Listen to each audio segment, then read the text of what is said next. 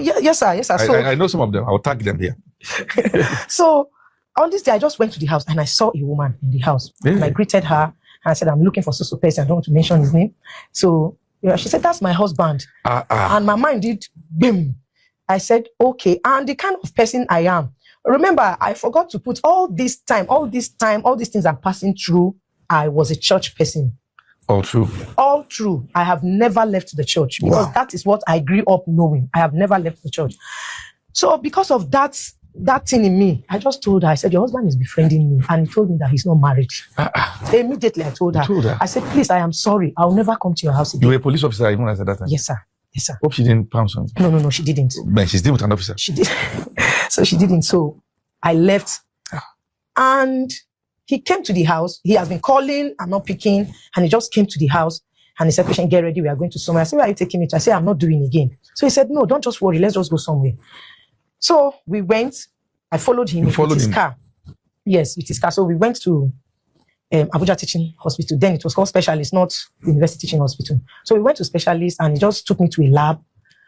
That was where my blood was taken. I was asking him for what. He said, don't worry, just calm down. Yeah. So they took the sample of my blood and it just came back. When he came back, he said, patient, you are HIV positive. And I was like, no, it can't be. Why? I'm okay. I just felt in me that, because I say I know they do again. So that is why. So we left. And he never came to my house again. And that thing never occurred to me that, is this reality? Sir, it took me time for me to come to awareness of my life. All these things that were happening, I was not like aware. So that passed. So as a police officer, I was posted for 2003 election. That is the Obasanjo election. Yeah. So the village I was living, I was attending Deeper Life because the churches, I was not getting what I want. The churches there were not giving me what I wanted. So at least I wanted where I would get the word of God. So I was going to Deeper Life. And there was a brother in my compound that finally became my husband that was also going to Deeper Life. But when I was there, before I joined the police, we don't have any relationship with him. The relationship we had was the church relationship. He himself was doing bricklaying or something like that, molding blocks then. So none of us were working when we were going to Deeper Life. So when they posted me to that village, I saw the guy.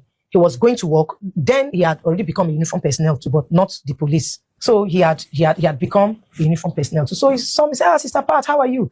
I said, I'm fine. He said, now, wow, are you married now? I said, no, I'm not married. He said, give me your contact. So I gave him my contact. So when I gave him my contact, we started talking. No, then I don't even have a phone. I don't have a phone. So he said, where are you living? I told him where I was living. Yeah. Yes. I told him where I was living and we're writing letters. There's a brother that was coming to church in Lugbe. So he will write letter, he will give to the brother to give to me. So I will write out. So that was how it continued until in 2004. So, he said it was high time for him to take me to his people so that they will know me. Take to the next level. Yes, so that they will know me. So I said, okay. So we went to his place. He's from Ibadan. So we went to his place. So when we got to his place, I was welcomed. The hospitality was nice. Everything was okay.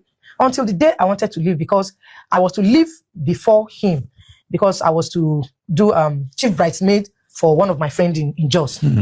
So on that morning, I was served breakfast and he was seated. I was here. His elder brother that happens to be a pastor and has a church in Ibadan was also there. So he came around and he said, I heard you are married. I said, no, sir, I'm not married, but I have a daughter. He said, okay. But he wants to tell me that I cannot marry his brother. That we should go to Abuja and sever this relationship. Who was saying that? That's the elder brother, the step elder brother, because my husband happened to be the first son in his own mom, and his mom was the second wife. So I could not even dip my bread in the tea again. When he said that, I froze. So he said, and in case I want to go on with it, there are two people in his church, he has told this, and they went ahead, and life has been miserable with them. So if I go ahead, life will be miserable for me. So I left there with tears. And right in the vehicle until I got to Abuja, I was crying. You know about the person you were with? What did he say? He did not say anything. It was his father brother. I'm sorry to say, no Yoruba people with respect.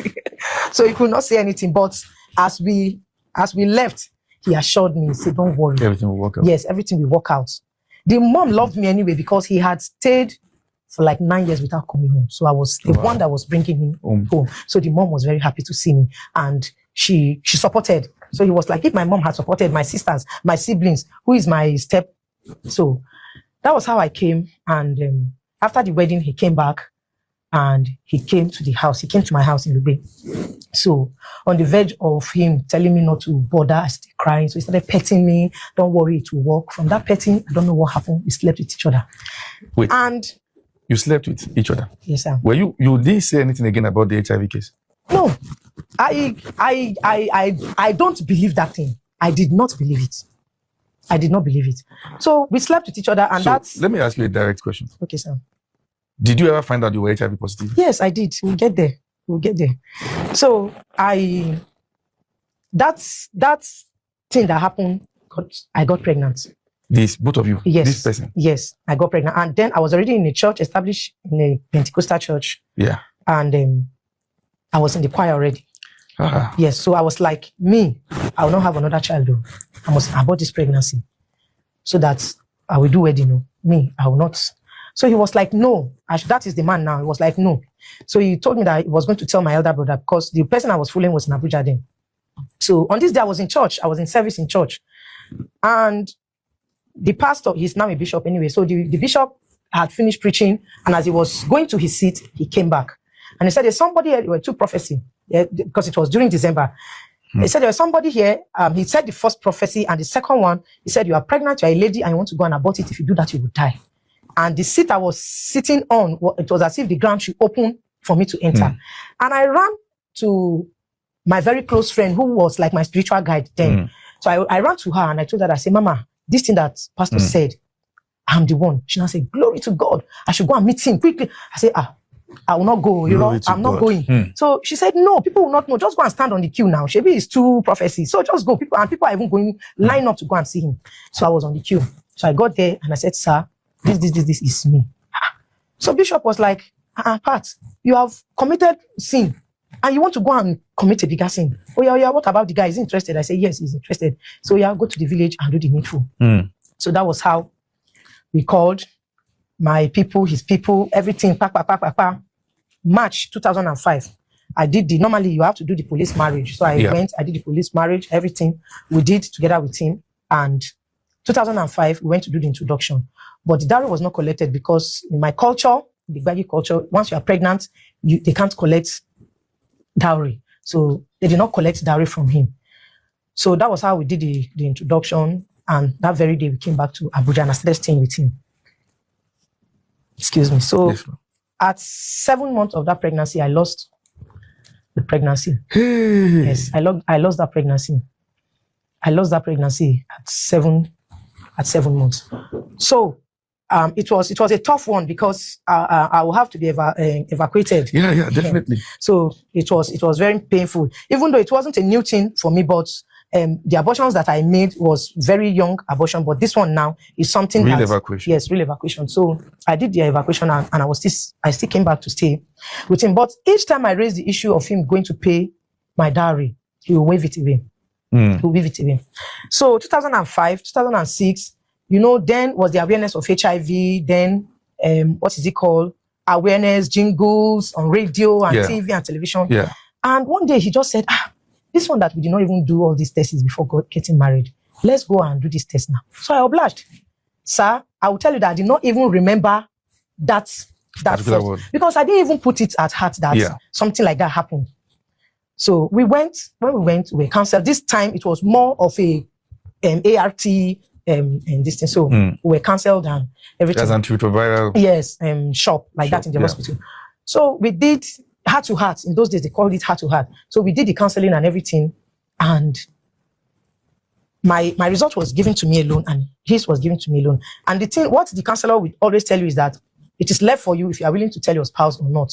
And I was told that so many spouses don't tell each other and they go home to live like that. So, but in my case, I said, I can't keep it because that very day, the man will know because I will not get myself. So I told the woman that I'm willing to tell him that I am positive. The result came out positive? Yes, the result came out positive. So they called both of us. I told him, I said, I'm positive. And he said he was negative. I say, thank God, I have a child. So please, let's just sever the marriage here. Go your own. Because the education I have then when HIV is coming is that once you are positive, you can't have children. The next thing is for you to die, all these things. So I was just like, okay, well, I have a child. Please go your own. But he now told the counselor, he said, no, marriage is for better and for worse. That he cannot leave me. We should go home. So that was how we went back home. I cried, I wept. I said, God, I was asking so many questions. Then you were already married with him? Yes, I was already married with him. So we went and I registered for drugs and everything, and I started taking drugs. So fast forward again, the marriage was not that stable because he was not coming forth in his responsibility as the father of the house. So I was the one struggling to make ends meet in the house. Most time when I collect my salary, I bring on the table, I tell him this is my salary, this. So life wasn't easy anyway. So what now happened? So in 2013 now? In 2013 now. Yeah, so there was a time I found out, that my daughter, I married him with my daughter now, the one I had. So I found out that anytime I bathe her, I see blood in her private part. Hey. So I was worried. So when I told him, he said, it's bilharzia, this river that we have in our community, it must be from that river. Yes, to be an infection. So to cut the long story short, there was a day my daughter now told me that it was a guy where I normally buy CD plates. It was a guy that fingered her. So I was now like, why is it that I didn't see it when we were in Lube or up until now? It's after how many 2-3 years that I'm seeing this. So I went to arrest the guy. And I took him to my station. And, there was no evidence because time had elapsed. Time had gone, yes. Yep. So he was released and I was angry that the police left him. Sir, after that, I left my job. I left the police. I stopped going to work. I stopped going to work. You were offended? Yes, I was offended. I stopped going to work. Well, that's the way the Nigerian police system works. So I stopped going to work. In her own case, there wasn't even any evidence. There wasn't even evidence because that girl was small and it was my husband that was putting words in her mouth. And a child can't lie. It is what the person is told. So they will ask her a question, and when it gets to a place that what he has not told her, she cannot say anything. And it was very obvious that somebody was feeding her with words. Are you saying that there was a foul play, that it was not just that guy that was touching her? It wasn't the guy. It wasn't even the guy at all. It was my husband that was sleeping with her. I'll get there. Yes, sir. So we did everything possible and I left my job. And to some certain extent, I saw that my husband was very happy that I left my job because he never for one day asked me to go back. He never even asked me that, why are you not going to work? Else, it was other of my colleagues that were calling me, Pat, come back to this job. You will need this job. You will need this job. So I was at home. So I started. Let me ask a question so we can get clearer perspective. Okay, sir. Conjugal activity between you and your husband was still on? Yes, it was still on. You were on ARVs? Yes, I was on ARV. To step down the viral load? Yes, sir. Meaning that the conjugal activity in both of you was unprotected? No, it was protected initially. And to make things clear, my viral load was high. Yes. My viral load was high because I wasn't sick. Nothing was wrong with me. It was high, but it was because of that pregnancy now. Yes. For the pregnancy not to suppress me, yes. So I had to be placed on ARV. On ARVs. Yes, I had to be placed on ARV. So those things happened, and I started business because there's something about me. I grew up in a home. My mom was a business person. She was working anyway, but after she had the twins, my dad had to stop her. And so anytime I have space, the next thing I think is the kind of business I would do. I'm here with just one question on my mind. Yes, sir. What kind of woman am I interviewing? You have described things that each of these things you have described is enough to get someone to quit about life. Let's see. And here you are describing it with so much strength, like it's nothing. How did you?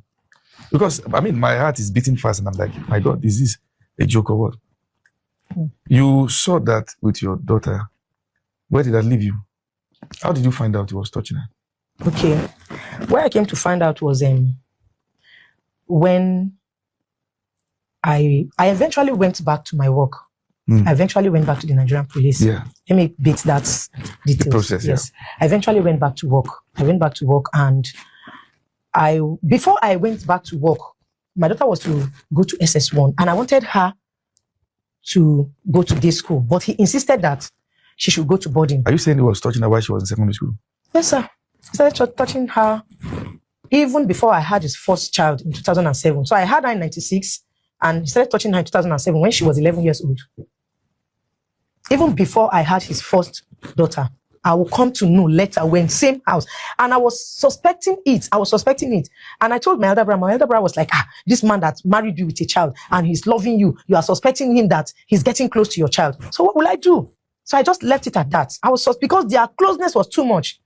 And even when she was to go to SS1, I said, no, let her be in day school because I would like to watch her. He said no. And I came to understand years after that was when he now made his ways right with God, and he wanted her to be away for some time. That was why he was saying that she should go.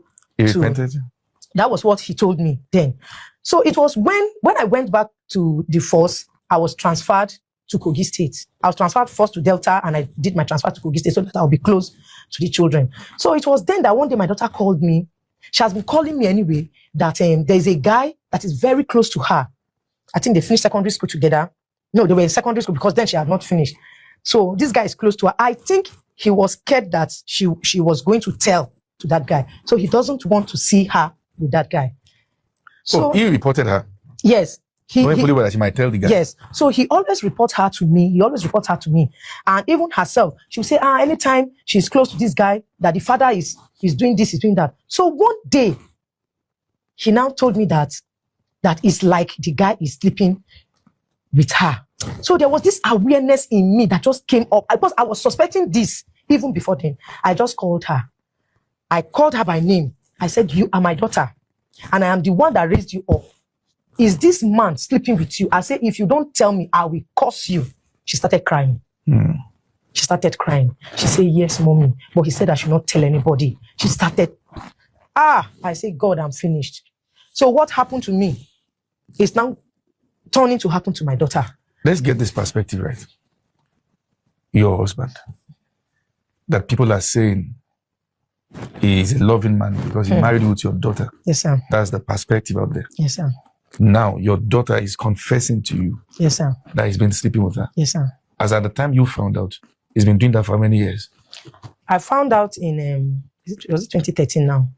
And has been doing that since 2007. 6 years. Yes, sir.